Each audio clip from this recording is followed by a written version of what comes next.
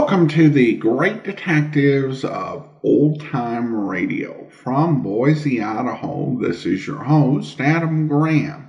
If you have a comment, email it to me, box13@greatdetectives.net. Follow us on Twitter at Radio Detectives and become one of our friends on Facebook, facebook.com/Radio Detectives, and also check us out on Instagram, instagram.com/Great Detectives. A reminder, if you've not already, you can get your Great Detectives of Old Time Radio t-shirt, or particularly as we're getting into fall, one of our pull-over hoodies. I have mine, and I wear it, all fall and winter long. It's really warm, and it's really comfortable, plus it's customized to the program. You can get yours for our normal Great Detectives t-shirt at t-shirt.greatdetectives.net, and you can also get our Johnny Dollar anniversary t-shirt over at yourstruly.greatdetectives.net, or our Joe Friday Never Said Just the Facts Man t-shirt at friday.greatdetectives.net. But now it is time to get into this week's episode of Yours Truly, Johnny Dollar. The original air date, April 7th, 1953, and the title is The Enoch Arden Matter. Wrigley's Spearmint Chewing Gum, the refreshing, delicious treat that gives you chewing enjoyment, presents for your listening enjoyment John Lund as Johnny Dollar. Henry Grant, Johnny. You read your morning paper yet? I'm on page 4 in my second donut. Well, turn back to page 1. Picture there of Mrs. Frank Loring. Oh, I read it. Enoch Arden divorce decree. Husband missing 7 years. New York court declared him legally dead. So? So we had him insured for $250,000. And this court decision means you'll have to pay off? Within 10 days. Something make you think Loring isn't as dead as he ought to be? It's a possibility. I had a phone call a little while ago from a woman up in Boston. She saw the item, too. What's her connection? She's a nurse. 10 years ago, when we issued the Loring policy, she was working for the physician who examined him.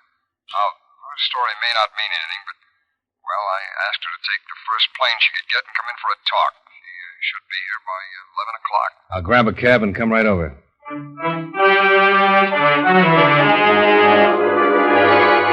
the makers of Wrigley's Spearmint Chewing Gum bring you John Lund in a transcribed adventure of the man with the action-packed expense account, America's fabulous freelance insurance investigator. Yours truly, Johnny Dollar.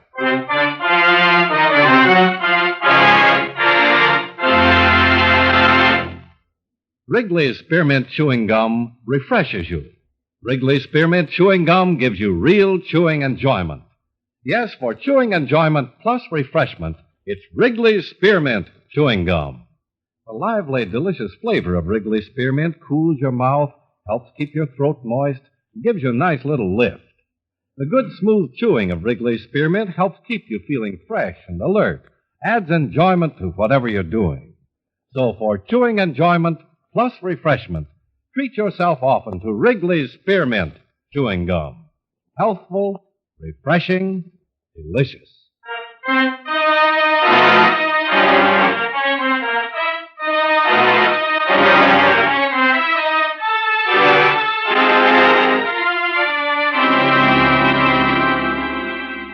Expense account submitted by Special Investigator Johnny Dollar to Home Office, Hemispheric Life Insurance Company, Hartford, Connecticut. The following is an accounting of expenditures during my investigation of the Enoch Arden matter. Expense account item 1, 50 cents, cab fare to your home office, where Henry Grant provided me with a complete file of previous investigations and police reports covering the disappearance of Frank Loring. I was about halfway through them when Grant came in with an attractive woman in her early 30s. Johnny, this is Miss Ruth Boulogne, young lady I told you about. How do you do? Miss Boulogne is Johnny Dollar. do? Mr. Dollar's an investigator, Miss Boulogne. I want you to tell him exactly what you told me on the phone this morning and, well, anything else you may have thought of on the way down there. Well, I don't really know whether I've anything to tell. You worked for the doctor who examined Loring when his policy was issued? Yes, Dr. Felton. That was in New York. I'd just gotten out of training. It was my first job. I was only there 3 months, then I went into the Army during the war. Mm-hmm. And since the war, I've worked in Boston, the Haywood Clinic. I feel sort of foolish telling you all this. I'm probably wrong. But she thinks she saw Loring in Boston, Johnny. When? Well, about 2 weeks ago. 2 weeks ago yesterday. Where? At the clinic. Look, really, I'm not sure about You're all not this. hurting anybody, Miss Boulogne. Suppose you just tell us, and we'll take it from there. Well, as I said, it was 2 weeks ago. A man came to the clinic. He wanted to be vaccinated. You give his name? Yes, but it wasn't Frank Loring. He gave the name of Michael Walsh. I thought he looked familiar, but I couldn't place him. What was the reason for the vaccination? He needed an international certificate of vaccination. It's required by law for anybody going abroad. Oh, he was leaving the country. Well, I guess so. He wanted the certificate. I administered the vaccine. He came back 5 days later, and the doctor entered the result on his card and signed it. That's all I know. What made you connect this Michael Walsh with Frank Loring? I really don't know. I didn't until this morning. I remembered thinking I'd seen him before, and then when I saw that story this morning about Mrs. Loring, the name just came into my mind. You'd only seen Loring once, 10 years ago? Yes, but as I said, it was my first job, and I was impressed at the time having him for a patient. Why impressed? Well, I knew he was an actor. I'd seen a couple of shows he was in, read his name in columns, things like that. Did this Michael Walsh look like Frank Loring, as you remembered him? No, he didn't. I can't explain it. Well, it seemed worth a try, anyhow, Johnny. Wait a minute, Grant. Let's not chuck it out so easily. I've been reading this file on Loring.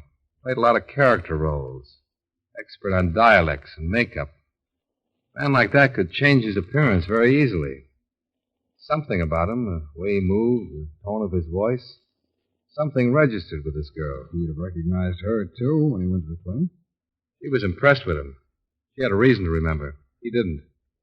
I feel a little foolish. I feel a little curious. How about you, Grant? I've been curious all morning. So curious, I checked the steamship and airlines. And? And a man named Michael Walsh sailed on the SS Castillo 6 days ago. She runs between Boston and Santiago, Chile. You know when she reaches the Panama Canal? Yeah, day after tomorrow. That's plenty of time for you to get down there by air. Yeah, with enough to spare for a stopover in New York and a chat with Mrs. Loring. Expense account item 2, $11.30. Train fare and incidentals between Hartford, Connecticut and the Greenwich Village section of New York, where Mrs. Frank Loring was living in up bohemian fashion.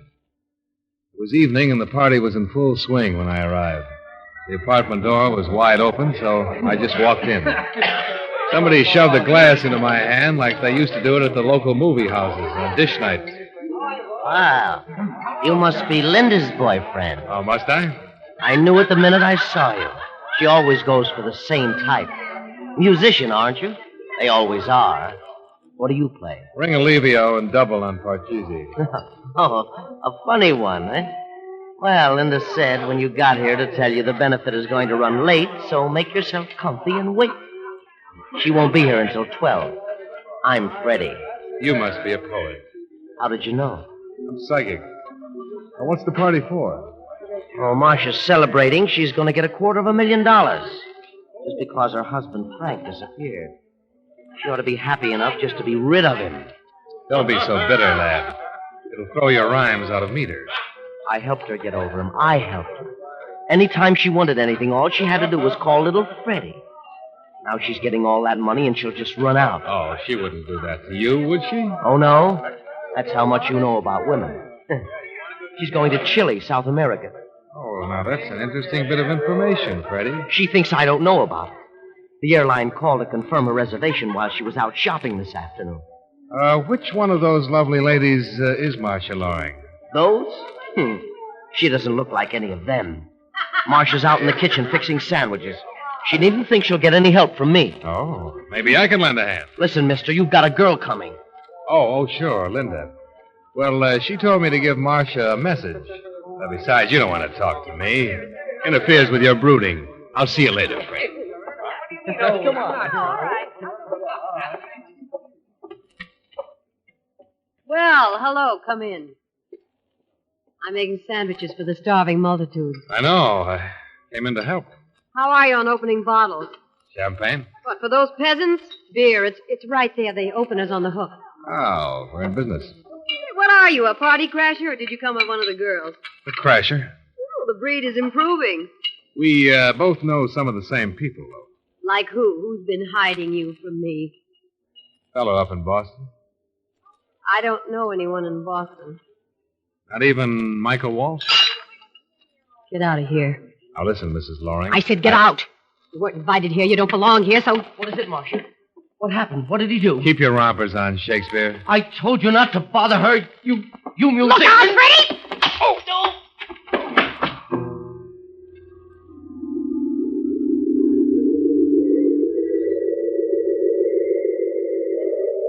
I came out of it lying on the cold stone of a basement areaway.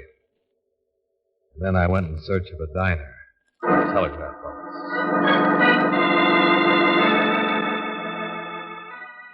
Expense account item 3, 80 cents for breakfast and aspirin. Item 4, $1.20 for a telegram, advising that payment of the Loring claim be delayed until my investigation was completed. Item 5, $7.60, cab fare to the international airport. And item 6, $415, plane fare and incidentals to the city of Colon, Panama Canal Zone.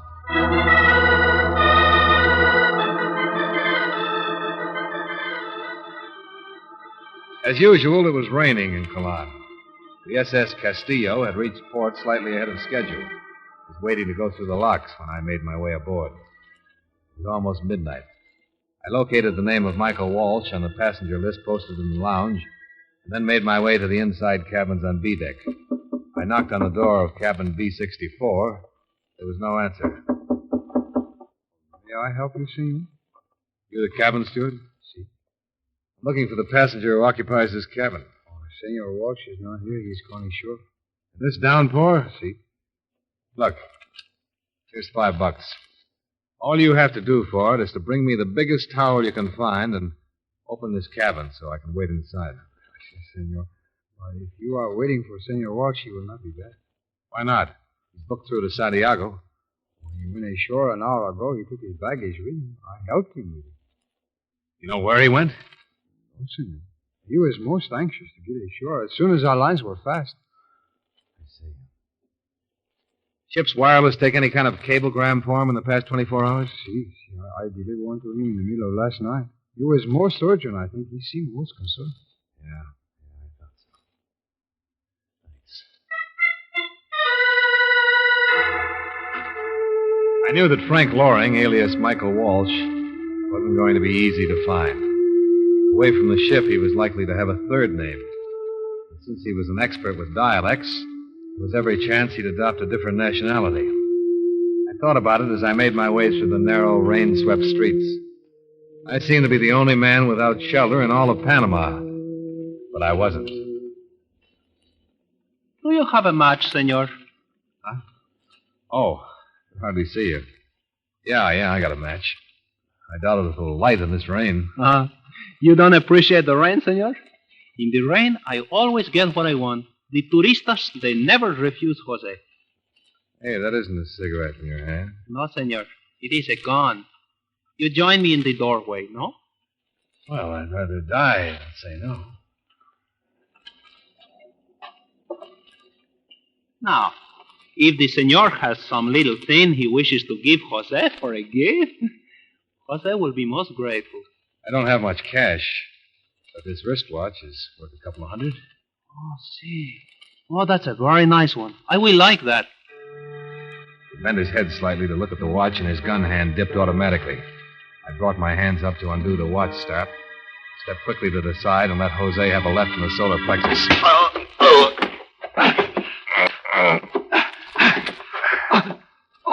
Now, drop it. Very well, senor. If you insist. That's better. You are going to turn me over to the police, senor? Well, that depends. Oh, senor, the jail here is very bad. Jose does not like it. I tell you what. You help me and I'll help you. What kind of help does the senor need? Suppose the police or somebody were after me.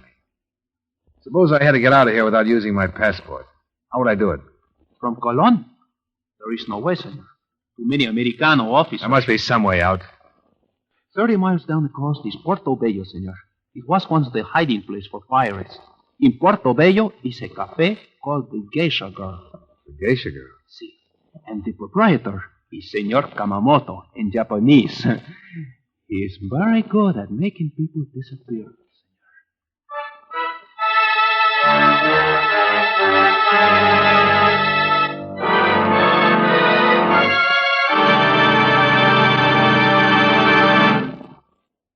Friends, wherever you are, whatever you're doing, you'll enjoy chewing Wrigley's Spearmint Gum.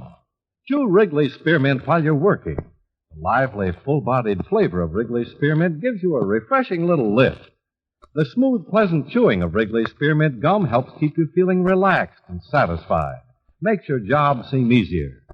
Chew Wrigley's Spearmint Gum in your home, when you're out walking or driving, when you're enjoying sports and other activities. Wrigley's Spearmint Gum tastes good anytime, and the natural chewing aids digestion and helps keep your teeth bright and attractive. Yes, wherever you are, whatever you're doing, you'll enjoy chewing Wrigley's Spearmint Chewing Gum. Healthful, refreshing, delicious. And now, with our star, John Lund, we bring you the second act of Yours Truly, Johnny Dollar.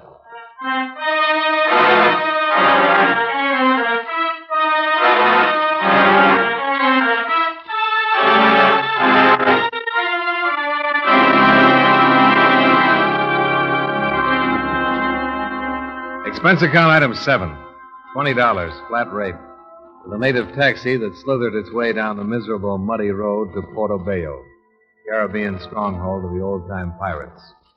It was a port of intrigue, an international black hole, a Western Hemisphere counterpart of Shanghai, or Calcutta, or Suez. And at the bottom of the hole was the Geisha Girl Cafe. You look lonesome, mate. Maybe it's because I want to be. I don't know you, and you don't know me. Let's keep it that way. Now, that ain't no way to be. Especially here in Portobello, where we're all friendly like. You looking for Yamamoto? What are you, a cop? Well, I've been a lot of things, Governor. Never a cop. What's the matter? Start on a little trip and forget your passport? Let's say I lost it. What are you doing? Running a private embassy? Yeah, I'm sort of a missionary for people in trouble. You look like you're in trouble. I'll talk to Kamamoto about that. Where is he? Try the storeroom back there. It ought to be worth the price of a drink, eh? Thanks. Here, drown yourself. It's nice of you, Governor.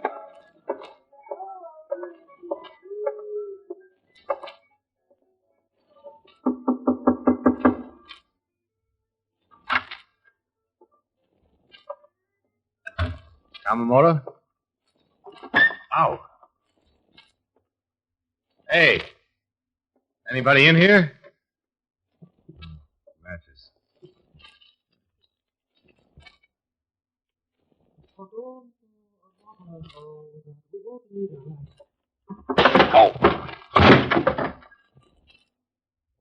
Well done, Sophie. You may read now. I will tie you. I came to in a room filled with packing cases and lit by a feeble candle. Two men were seated on a couple of small barrels. One of them was the Cockney who had spoken to me in the bar. The other was a Japanese. You better, Mr. Dillon? How did you know my name? From your American driver's license? Is that all he had on him? Well, there was some money which I would find most useful. You were carrying the exact amount required to pay for your passage, Mr. Dillon. Over $1,000? That's pretty high fare. I am a charitable man. My rates are based upon what my passengers can afford to pay. An unscheduled ship line is expensive to operate. So you will be taken aboard the Kiramatsu shortly. You will sail at 4 a.m. For where? You'll be pretty sure somewhere in South America. Venezuela, or Brazil. I'm not your only passenger. No. No, you are not. Well, how about untying me? As long as we're friends. Well, now, are you will be untied when you reach your destination? Oh, now, wait a minute. I can see the point here where somebody might give you away, but why aboard ship? Well, now, fugitives from the law are risky cargo, Mr. Dalla. South American nations are rather thorough about their coastal patrol. So, if you're tied up, we can make certain you're not caught. What do you mean, Kamamoto? Simply that you're hot cargo, Mr. Dalla. And the only way to carry hot cargo is to be certain that you can dispose of it in an emergency. If we are challenged by a patrol vessel, you'll be weighted down and thrown overboard.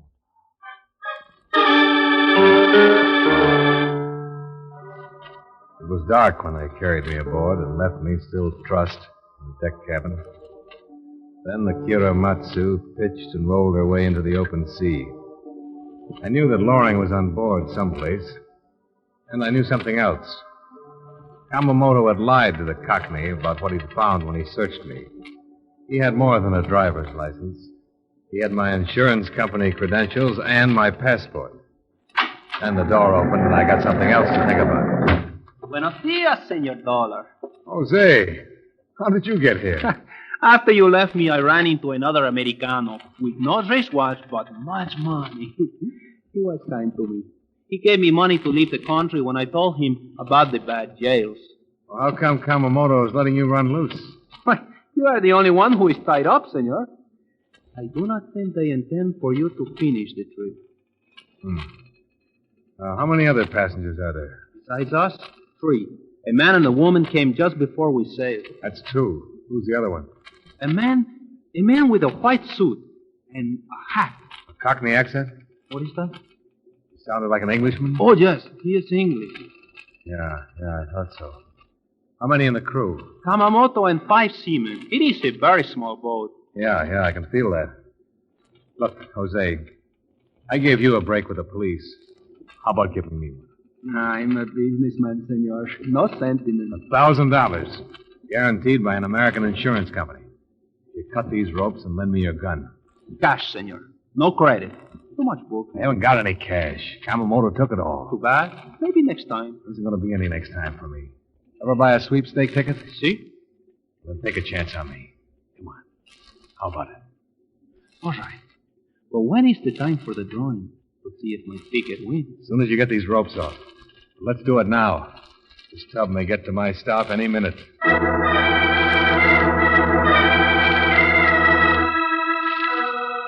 Jose cut the ropes and gave me his gun. There was an oil slicker hanging behind the cabin door, and I slipped it on for cover. The crew on deck was too busy to be counting noses in the storm. I edged my way forward to the main cabin, grasped the door handle, and crashed in. Dollar! Now, let's not get jumpy, anybody. I'm wet and I'm mad, and I've been pushed about as far as I go. Well, good for you, Governor. Glad to see you up and about. You can drop the accent, Loring, and stop flexing your fingernails, Freddie. Now, what's the matter, Marcia? You get too nervous to stay home and fix sandwiches? I didn't have to stay. My lawyers can collect for me. Now, what? Loring looks pretty alive to me, even with that Cockney accent. I'm more alive than you're going to be. Don't be a fool, Loring. You're more of a clay pigeon than I am. You've been practicing for the part for 7 years. What are you talking about? You think you were going to get to spend any of that insurance money? You think I'm not? Ask Freddie. How about it, Freddie? I don't know anything. I just came with Marcia because she asked me to. Freddie's a nice boy, Loring. He writes poetry, and he'll do anything Marcia asks him to. Won't you, Freddie? What are you trying to do? Wait a minute. I want to hear this. Yeah, you ought to, before your hearing stops altogether. Maybe you've been dead for 7 years, but your widow hasn't been putting flowers on your tombstone. You stop talking about Marcia. You see, Loring? Freddie gets mad when I talk about Marcia. Freddie loves Marcia, don't you, Freddie? Yes. You ever take a look at his eyes, Loring? If Marcia said the word, he'd put a knife in you in a minute. Think it over, mister. Michael Walsh turns up dead in South America, and Mrs. Frank Loring and friend Freddie go back to Greenwich Village with $250,000. Only this time they'd have nothing to worry about. Don't listen to him, Frank. Why not, Angel? He sounds like a pretty smart guy. We've waited 7 years for this. Do you think I'd have anything to do with this little idiot? I've used him, that's all. Marcia. You see, Freddie? She'll get rid of you, too, after a while. There'll always be somebody else coming along to open the beer bottles. I was kind of wondering how Freddie got in on this little trip. I was wondering why we kept something between ourselves for 7 years, and then you spill it to him. I was frightened, Frank. I knew Dollar was after you. That's why I wired you. I couldn't come down here alone until I was sure we'd be together. We'll be together, and we'll stay together until the money comes. Then maybe I'll have some ideas of my own. Give up, Loring. You're never going to get that money. Yes, I am, Dollar. Yamamoto's standing right behind you, the curtain between this cabin and the next one. Don't turn, Mr. Dollar. Now, let me have that gun. All right, Kamamoto. Now let's get rid of him. Of course, Mr. Dollar. Why, Kamamoto?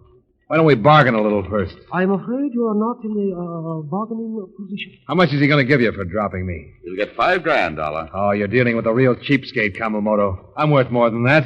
I could shut you up right here. Please, Mr. Loring. Let the gentleman speak. And do not use that gun unless I say so. This is my ship. You took my credentials before, Kamamoto. You know who I am. Yes. How much did Loring tell you he was going to collect? He's stalling, Kamamoto. Get rid of him. I warn you, Mr. Loring. I will decide who leaves the ship, and when, and how. Suppose you tell me the amount of the policy, Mr. Dollar. $250,000. He's lying. It's only $25,000. Is it, Loring? I tell you what I'll do then, Kamamoto.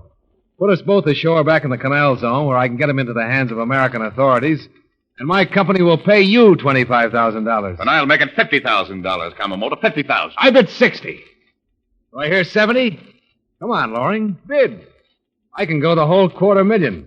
Won't cost my company any more either way. I'll kill you, Dollar. No! Loring and Kamamoto fired at the same time. Both of them were hit, but only Kamamoto went down. Loring turned to Marcia.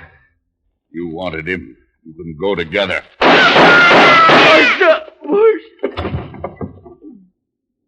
All right, Dollar. That ends everything. Now I'm around to you for sure. Oh, I wouldn't count on it, Loring. This time I've got a friend in the doorway. What he says is true, senor. Senor Kamamoto was no longer using his gun, so I took it. Besides, you have only 1 bullet left. I have 5. You kill Mr. Dollar, and I will have to kill you. You're cooked, Loring. Your wife's dead. You couldn't even get the money if you could get away. All right. Here. You can have it. Kamamoto hit me in the side. It hurts. Maybe I can patch it up a little. Better just rip your shirt. I loved her. She always wanted things more than an actor could give her. Whose idea was it? Hers. I hid out like a dog. She sneaked up to Boston to see me. Maybe once every 6 months after the first year. The rest of the time I was without her. I guess she wasn't lonely. Yeah. Some women never are.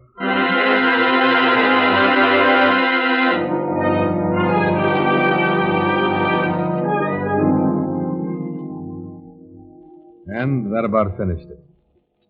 Expense account, item 8, $60, miscellaneous expenses. Expense account, item 9, $1,000 as promised to Jose. Item 10, $421.80. Plane fare and incidental expenses from Colan, Panama Canal Zone, back to Hartford. Total expenses, $1,879.80. Yours truly, Johnny Dollar.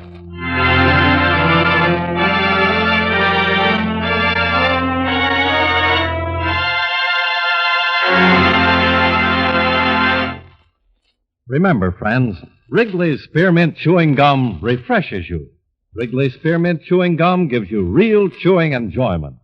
The lively, full-bodied flavor of Wrigley's Spearmint cools your mouth, freshens your taste, sweetens your breath. The smooth, pleasant chewing of Wrigley's Spearmint helps keep you feeling relaxed and satisfied. Makes whatever you're doing more enjoyable. Yes, for refreshment plus chewing enjoyment, Treat yourself often to Wrigley's Spearmint Chewing Gum. Millions enjoy it daily. Get a few packages and always keep some handy. That's Wrigley's Spearmint Chewing Gum. Healthful, refreshing, delicious.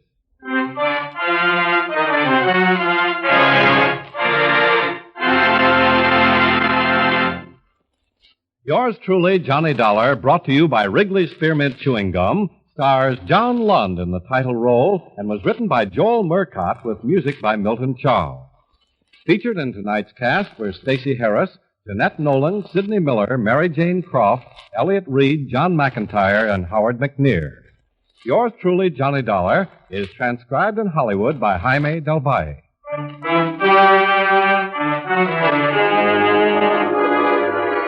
The makers of Wrigley's Spearmint Chewing Gum hope you enjoyed tonight's story of Johnny Dollar and that you're enjoying delicious Wrigley's Spearmint Gum every day. This is Charles Lyon, inviting you to join us again next week at the same time when, from Hollywood, John Lund returns as... Yours truly, Johnny Dollar.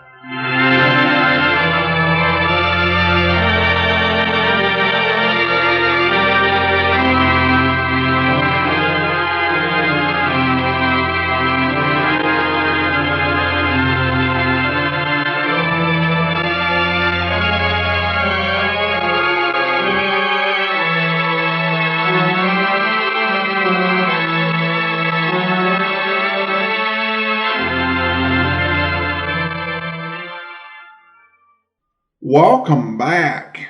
I love that final scene. You know, it is something when our hero really has his back against the wall and all the odds are against him. And there's no reason to think that he's going to make it out of this alive. But manages to push through some real clever actions.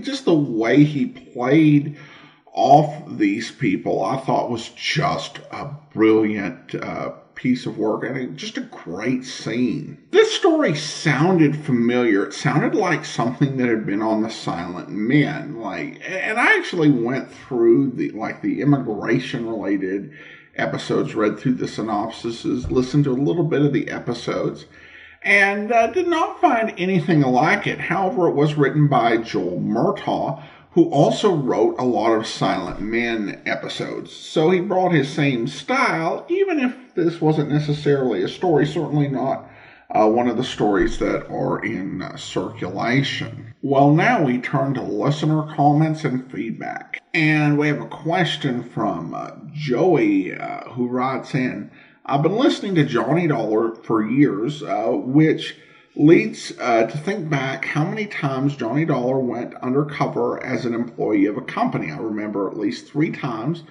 and I'm sure there is more. I recall the underground tunnel, the steel mill, and now the oil company. Please remind me of other times that happened if you can think of any. Well, I do remember the time that Johnny, played by Bob Bailey, pretended to be a door-to-door salesman. I think was selling vacuums or encyclopedias, one of those.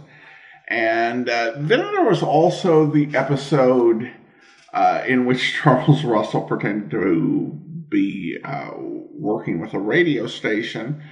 But I don't even know if that radio station existed, so I'm not sure if that counts. That's pretty much all I'd have. If anyone's got any other examples of Johnny Dollar working undercover on a job, I'd love to hear from you. Over on YouTube, Liz writes in regarding the Key Bellamy matter.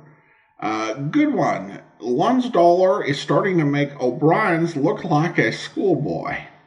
Well, thanks so much for the comment, Liz. I don't know if I would go that far, but I do think I have been enjoying this run through John Lund more than we did the last time. If for no reason, I've not been, dealing with a bunch of emails from people saying, when are you going to get to Bob Bailey? When are you going to get to Bob Bailey?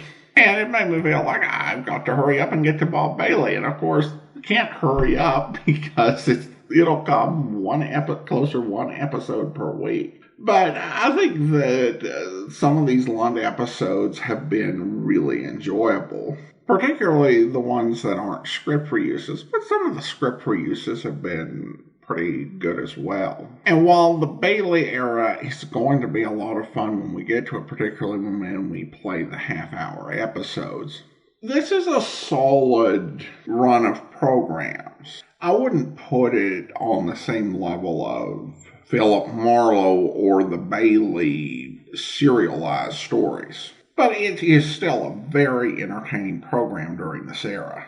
And then we have this email from Karen, who writes in regarding the Bill Lance series.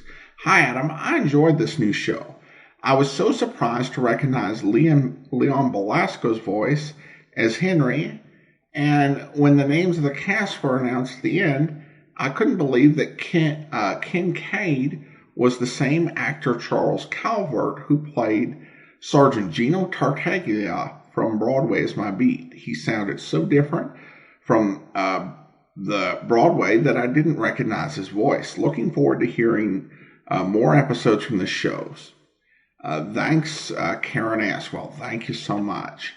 And, in the past, I think there's not much odds of something like that happening, but for the longest time, there were only 3 episodes of Man from Homicide in circulation in ABC series that, only ran for a few months. Now there are 9 episodes of Man from Homicide in circulation. So you never know. And if we got 6 more episodes of Bill Lance, I would really be there for it. I enjoyed the series very much. I'd put it like in the same category as the casebook of Gregory Hood, as just this really fun bit of sleuthing over radio that, while I don't think it would make anyone's top choice, it's just delightful to listen to, and I would love for there to be more. Again, thanks so much for the comment. Well, now it's time to thank our Patreon supporter of the day. Thank you to David, Patreon supporter since March, currently supporting us at the Chief of Detective level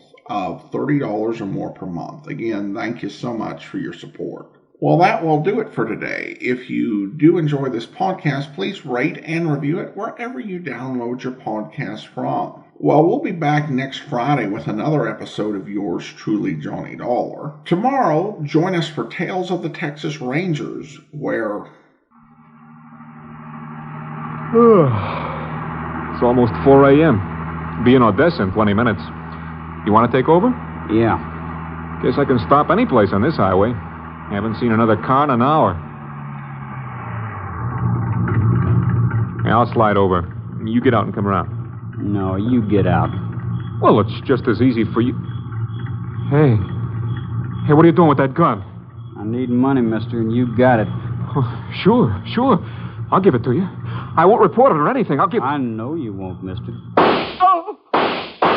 And I hope you'll be with us then. In the meantime, do send your comments to box13@greatdetectives.net. Follow us on Twitter at Radio Detectives and become one of our friends on Facebook. Facebook.com/Radio Detectives. From Boise, Idaho, this is your host, Adam Graham, signing off.